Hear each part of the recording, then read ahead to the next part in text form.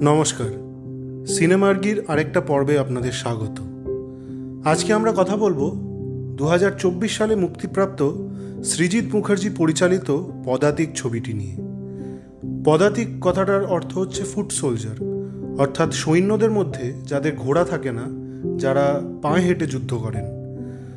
কথাটার অর্থ হচ্ছে এই সকল সৈনিক যাদের আমরা পদাতিক বলি, তারা কিন্তু এই সেনাদের মধ্যে যে শ্রেণীবিভাগ রয়েছে তাদের মধ্যে সবথেকে নিচু তলার সৈনিক। এবং মৃণাল সেনের জীবনী হিসেবে যে ছবিটা নির্মাণ হচ্ছে তার জন্য হয়তো এর থেকে তাৎপর্যপূর্ণ নাম আর হতে পারে না। মৃণাল সেন নিজেও পদাতিক বলে একটি ছবি করেছিলেন, যেটি বহু জায়গায় সমাদৃত হয়েছিল। কিন্তু তাকে নিয়ে সৃজিত মুখার্জির এই ছবিটি কেমন হলো?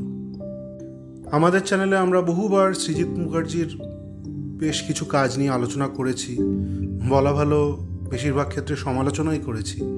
কিন্তু পদাতিক বলে মৃণাল সেনের ওপর বানানো সৃজিত মুখার্জির এই ছবিটি আমাকে একজন দর্শক হিসেবে, একজন সিনেমা প্রেমী হিসেবে খুবই আপ্লুত করেছে।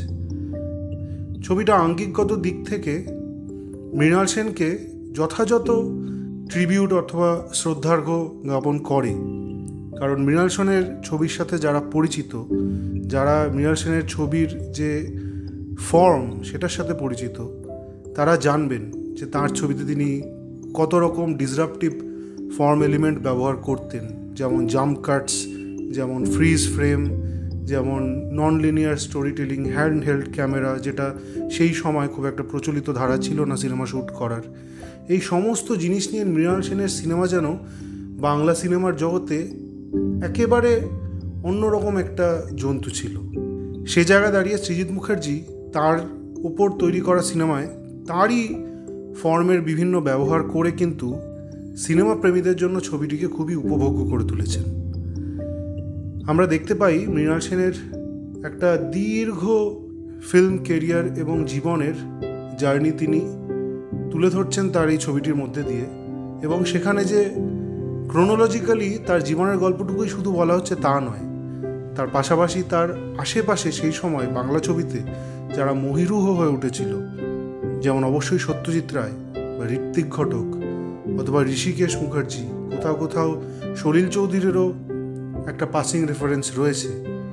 এই সকল মানুষদের নিয়ে আমরা বাংলা কালচার, বাংলা সংস্কৃতির যে রেনেসা যুগ, তার যে শেষ কয়েকটি দশক, তার একটা খুব সুন্দর ছবি কিন্তু ফুটে ওঠে এই ছবির মাধ্যমে। এবং তার পাশাপাশি আমরা দেখতে পাই মৃণাল সেন মানুষ হিসেবে কেমন ছিলেন, তার পরিবারের সাথে তার সম্পর্ক কেমন ছিল, তার ভেতরকার ইনসিকিউরিটিগুলো কী কী ছিল।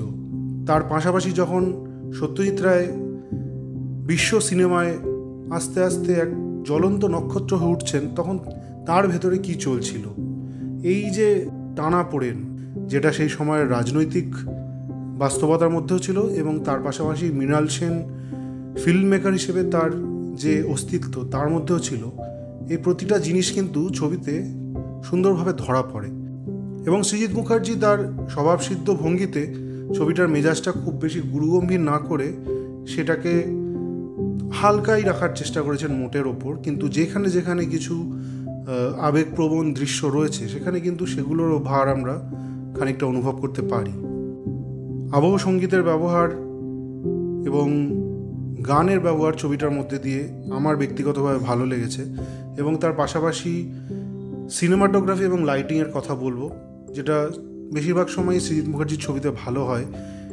এখানে কিছু কিছু সিনেমাটোগ্রাফিক ডিসিশন আমার খুব ভালো লেগেছে, বিশেষ করে সত্যজিৎ রায় এবং ঋত্বিক ঘটকের যে বার্ধক্যের দৃশ্যগুলো রয়েছে, তখন যে অভিনেতারা সেই চরিত্রে অভিনয় করছেন তাদের সাথে বাস্তব ব্যক্তিদের যে সাদৃশ্য অথবা সাদৃশ্যের অভাব, সেটা যাতে খুব বেশি চোখে না পড়ে সেই জন্য কিন্তু খুব বুদ্ধি করে সেখানে লাইটিং ব্যবহার করা হয়েছে। চঞ্চল চৌধুরী মৃণাল সেনের ভূমিকায় এই ছবিতে একেবারে যথাযথ।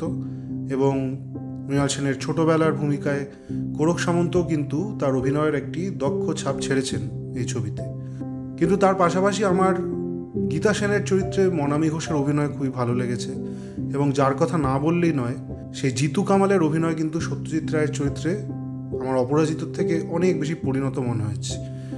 ইনফ্যাক্ট অপরাজিত ছবিতে সত্যজিৎ রায়ের জীবনকে যেভাবে অ্যাপ্রোচ করা হয়েছে, তার থেকে এই ছবিটি, যেটাকে মৃণাল সেনের বায়োপিক বলা হচ্ছে, সেখানে কিন্তু অ্যাপ্রোচটা অনেক বেশি ফ্রেশ মনে হয়েছে। সেখানে মৃণাল সেনের নিজের ছবির ব্যবহার, এবং এই ছবিগুলো যদি আপনাদের দেখা না থাকে হয়তো আপনাদের অসুবিধা হতে পারে বুঝতে ছবির কনটেক্সট, কিন্তু যেখানে যেখানে যেই ঘটনা মৃণাল সেনের জীবনে ঘটছে, যেগুলো হয়তো পরবর্তীকালে তাকে তার কোনো ছবির বানানোর ক্ষেত্রে অনুপ্রাণিত করেছে, সেই সাদৃশ্যগুলো কিন্তু তার জীবনের সাথে তার ছবির চরিত্রের বা ঘটনার একদম পাশাপাশি বসিয়ে সৃজিত মুখার্জি এডিটটা করেছেন। এবং এডিটিং আমার মতে এই ছবির সবথেকে বড় সম্পদ।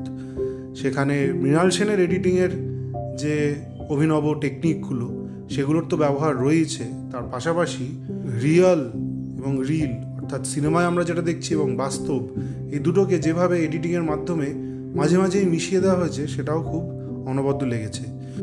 ছবির শেষটা আমার বলতেই হবে, যেরকম প্রেডিক্টেবল বেশিরভাগ সময় বাংলা ছবিতে দেখি সেরকম লাগেনি, বরং বেশ ফ্রেশ লেগেছে।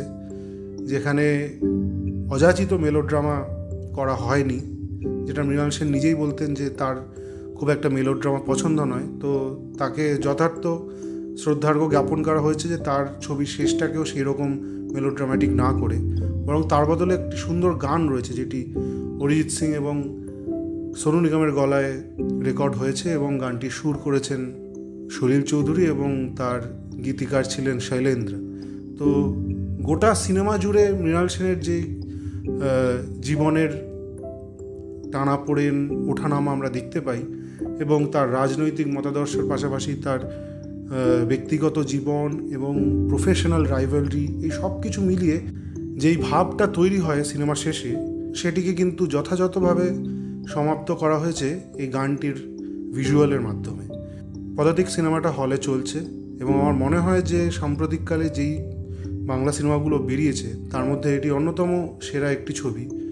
আমি জানি এই সময়টা হয়তো আমাদের সমাজের পক্ষে যথেষ্ট উত্তাল একটা সময়, কিন্তু তার মধ্যেও যারা মনে করবেন যে হলে গিয়ে ছবি দেখবেন, তারা অবশ্যই বড় বাজেটের হিন্দি ছবির পাশাপাশি এই বাংলা ছবিটি, যেটি আমাদের বাংলা সিনেমার একজন আইকনকে নিয়ে তৈরি, তাকেও একটি সুযোগ দেবেন। ধন্যবাদ।